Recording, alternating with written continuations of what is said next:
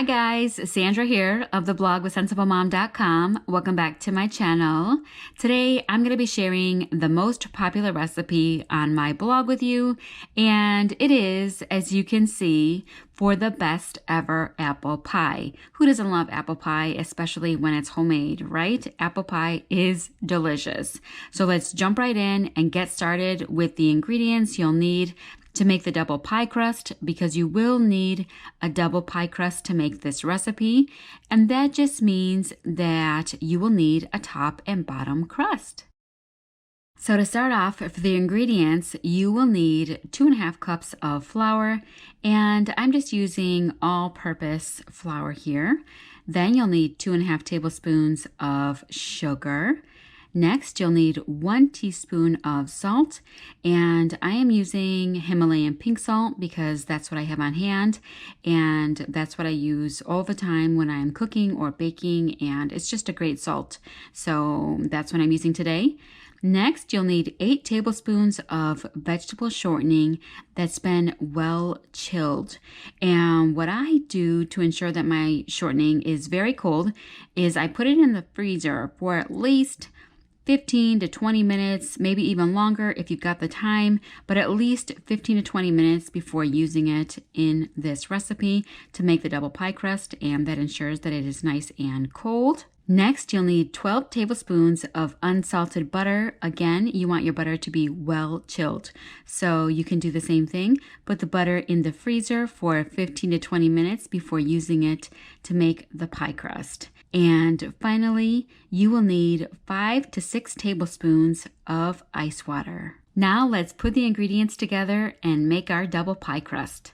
So in a large bowl, whisk together the flour, sugar, and salt. You want to whisk it all good. And then once all those ingredients have been whisked together, go ahead and scatter the vegetable shortening over the flour mixture. And then using either 2 butter knives or your hands or a combination of both, that is what I do, incorporate the shortening until the mixture resembles coarse sand. You could also use a pastry cutter or a pastry blender tool if you have one of those on hand. I myself do not have one of those, but I'd love to get one in the future. So since I don't have one right now, I just go ahead and use the butter knives and my hands. Once the shortening is incorporated, scatter the butter over the coarse flour mixture using the same method you used with the vegetable shortening. And here's a tip.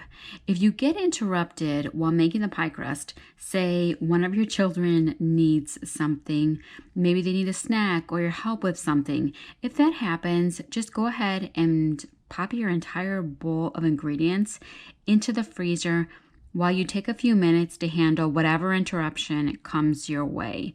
I have 5 children and I get interrupted while I am cooking all the time, and I get interrupted when I got interrupted while I was making this pie crust. So this is exactly what I did, and I just thought I would share this tip with you guys in case you guys find yourselves in with the same situation where you need to take a little break, maybe while you are incorporating your butter or flour. And so you can just pop your ingredients into the freezer, and this way your ingredients will stay cold and not get soft. Because while you're working with your pie crust, you want your butter and shortening to stay cold. That's very important so that you don't end up with a pie crust that is soft and difficult to work with. Now moving along, once your butter is incorporated, go ahead and sprinkle 5 to 6 tablespoons of ice water over the dough, 1 tablespoon at a time. And you'll want to press the dough together with a spatula after each tablespoon is added, and stop adding ice water once the dough has come together. And you'll want to resist the urge here to add in too much water, because while the dough may look dry, it really isn't. As you can see here, after pressing the dough together with my hands, the 6 tablespoons of water that I added was plenty. I have gotten probably 2 or 3 comments on my blog post with this recipe where people have ended up with pie dough that is too sticky, and that's probably sadly because too much water was added in to the pie dough. So you want to really resist the urge because, like I said, while it may look dry, it's not. Next, flatten the dough and shape it into discs. You'll do this for each piece of dough individually. Then wrap the dough discs tightly with plastic wrap and refrigerate them for at least 1 hour before using them for your pie. Now you can also make this pie crust 1 to 3 days ahead of time and just let it sit out for around 30 minutes before you use it to make your apple pie so that it can soften and it's easier to roll out for your pie. Now it's time to make this delicious apple pie, and here are the ingredients you're going to need. First off, you'll need 6 apples that have been peeled, cored, and sliced, and I'm going to be doing that later in the video. Next, you'll need 3/4 of a cup of sugar plus 1 extra tablespoon, and you'll want to keep these 2 measurements separate because the 3/4 of a cup of sugar will get mixed with the apples and go into your pie, while the 1 tablespoon of sugar will get sprinkled over the top of the pie just before you put it into the oven.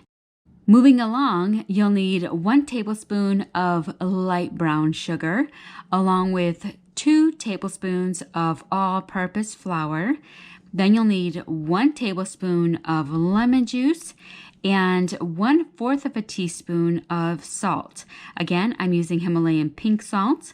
Then for the spices, you will need 1/4 of a teaspoon of nutmeg and 1/2 of a teaspoon of cinnamon. Finally, you'll need 1 egg white that's been lightly beaten, and you will need your double pie crust, of course. And remember to take your pie crust out of the refrigerator about 10 minutes ahead of time if you made your pie crust the same day that you're making your apple pie. But take it out about 30 minutes ahead of time if it's been in your refrigerator overnight or longer. Now let's move on to the instructions and bake this pie. First, adjust an oven rack to the lowest position and place a rimmed baking sheet on the rack. Then heat the oven to 500 degrees. Yes, I said 500 degrees.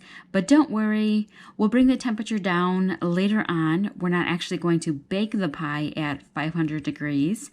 We just want a nice hot oven when we initially put the pie inside. Next, in a large bowl, toss the apples with the 3/4 of a cup of sugar, the brown sugar, the flour, the lemon juice, the salt, the nutmeg, and the cinnamon. Get everything mixed together and get the apples nice and coated. Honestly, the apples are so delicious once you get the ingredients all mixed up that you may want to throw in 1 or 2 extra apples just so that you can enjoy them with all of that delicious coating. What I do is after I get the pie in the oven is I'll slice up 1 or 2 more apples and roll them around in the bowl with the leftover coating. And I'll enjoy some and I'll give some to my kids. They love the sugary spiced apples. They are fantastic. They're just so good. Now, once the apples are coated, set them aside and prepare to roll out the double pie crust. You'll want to roll out the top and bottom of the pie crust on a floured surface using a rolling pin.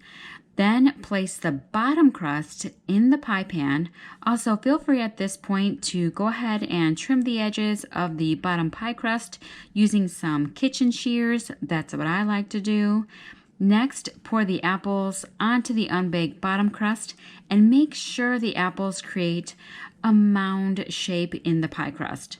Also, you may have noticed that I left my apples on the bigger size, and that's partly because I was pressed for time when I was filming this video, but you can definitely slice them smaller.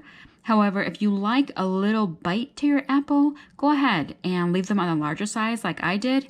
Otherwise, go ahead and slice them thinner and enjoy a more traditional apple pie. Next, lay the top crust over the apples and trim off any excess crust. Then seal and crimp the edges of the crust using either a fork or your fingers. I like using my fingers, and a very simple technique, as you can see here. But you can feel free to seal your crust with whatever method works for you. If there was a certain technique your mom or grandma always used, feel free to go with that. But just go ahead and seal the edges of your pie crust. Next, brush the top crust with the egg white. Make sure you don't forget about the edges of the crust too. You want to make sure to brush the egg white all over the entire top crust. Next, sprinkle the remaining 1 tablespoon of sugar over the crust. And then finally, it's time to go ahead and cut 4 or 5 vent holes on the top of the pie crust to allow a place for steam or juices to escape. And once you've done that, it is time to get this pie in the oven and get it baking. So you'll want to carefully place the pie onto the hot baking sheet in the oven and then reduce the temperature to 425 degrees. You'll bake the pie at 425 degrees until the top crust is golden brown. This should take about 20 to 25 minutes. I like to set a timer for 20 minutes and then check at that point. And if it needs an extra 5 minutes or so, I'll go ahead and let it go an extra 5 minutes until the top crust is a nice golden brown. Then once the top is golden brown, rotate the baking sheet very carefully in the oven so that your pie bakes evenly, and then turn the temperature down to 375 degrees. Bake at this temperature for another 30 to 35 minutes or until the top crust is a deep golden brown. Once the pie is finished baking, remove it from the oven and allow it to cool before serving. Now this pie pairs well with whipped cream or vanilla ice cream, and it's perfect to enjoy around the holidays or any day of the week. It's absolutely delicious, and it's a pie that I've been making for years, as have many of my blog readers. They've let me know in the comments on my blog that they really enjoy this recipe, as does their family. And I will have the blog post with the printable recipe linked down in the description box below, so you can check that out.